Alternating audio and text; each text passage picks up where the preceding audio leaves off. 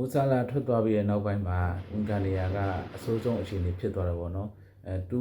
ရှိတော့လို့သူ့ရဲ့ညာဘက်အချမ်းကနေကိုပေါရှင်းချောင်းမှုတွေကိုဖန်တီးနိုင်စွမ်းတွေလုံးဝမပြင်းရတော့ဘူးပေါ့နော်ဒီအန်ဒီယာကလီဗာပူးအတွက်ကိုခက်ခဲရင်ဆိုင်ရမယ်လို့ကျွန်တော်လည်းမြင်တယ်နောက်ပြီးနီးပြတဲ့အီယာအိုလာကလည်းဒီပြဿနာကကြီးမားတယ်ဆိုပြီးတော့လည်းသူကိုယ်တိုင်ကလည်းဝန်ခံထားပါတယ်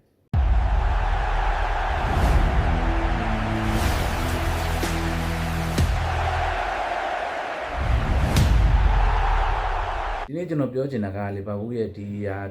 အခြေအနေကိုကြည့်မယ်ဆိုလို့ရှိရင်အဓိကလိုအပ်နေတဲ့ဟာကလူအရေးအတွက်ထက် possession balance နဲ့ပေါ့နော်အသင်းမှာအဓိကအစားထိုးကစားသမားမရှိနေတာက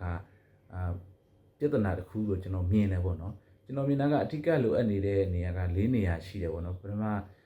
နေရာပြောမယ်ဆိုရင်ဝန်ခံနေရာပေါ့ဒီနေရာကအရေးကြီးဆုံးပါပဲဒီမိုဆာလာထွက်သွားပြီးတဲ့နောက်ပိုင်းမှာဒီညာဖက်ချမ်းနေရာကနေကိုပေါက်ဖန်တီးမှုတွေဒီကိုပေါက်ချင်းရှုပ်နိုင်စွမ်းတွေကလုံးဝတိတိတတ်ရှုံးနေသွားတယ်လို့မြင်တယ်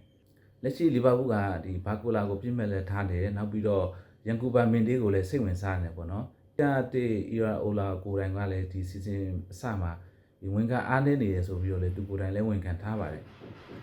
ဒီအနေနဲ့ကျွန်တော်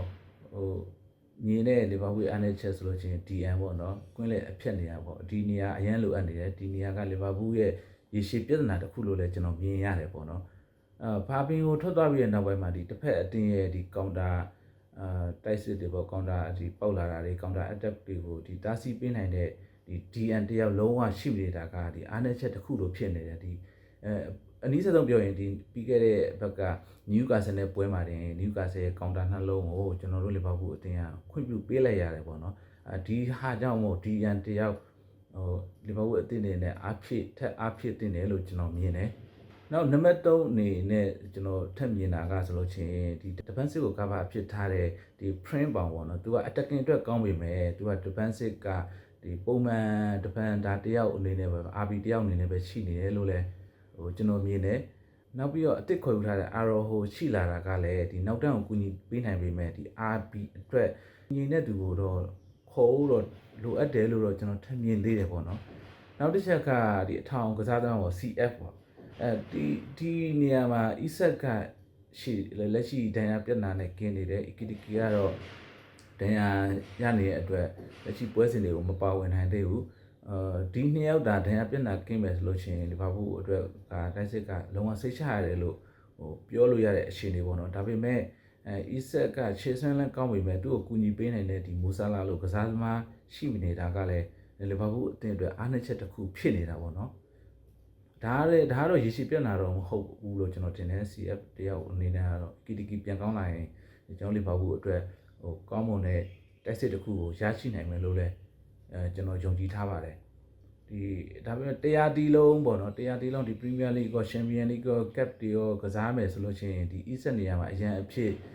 ကပိုကိုဒီပြတစ်ကထားပြီးတော့တုံးမလားဆိုတော့စိတ်ဝင်စားတာတစ်ခုပေါ့ဘယ်ဝန်းနေရာပေါ့နော်ကပိုကစားနေတဲ့ဘယ်ဝန်းနေရာကို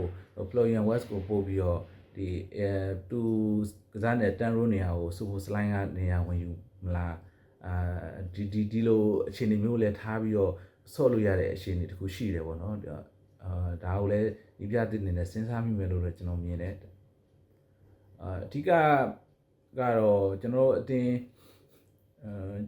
မှာအဓိကဒီဘာကိုလာကိုဒါခေါ်ယူနိုင်မယ်နောက်ပြီးတော့ DM တယောက်ကိုဒါခေါ်ယူနိုင်မယ်ဆိုလို့ရှိရင်ကျွန်တော်တို့အတင်းရဲ့squad ကတိတတာပြီးပိုပြီးကောင်းလာမယ်လို့ကျွန်တော်မြင်တယ်ပေါ့နော်လီဗာပူးအတင်းဘာတွေလိုအပ်နေလဲဆိုလို့မြင်လဲကျွန်တော် comment မှာရေးသားသွားလို့ရပါတယ်ခင်ဗျကျေးဇူးတင်ပါတယ်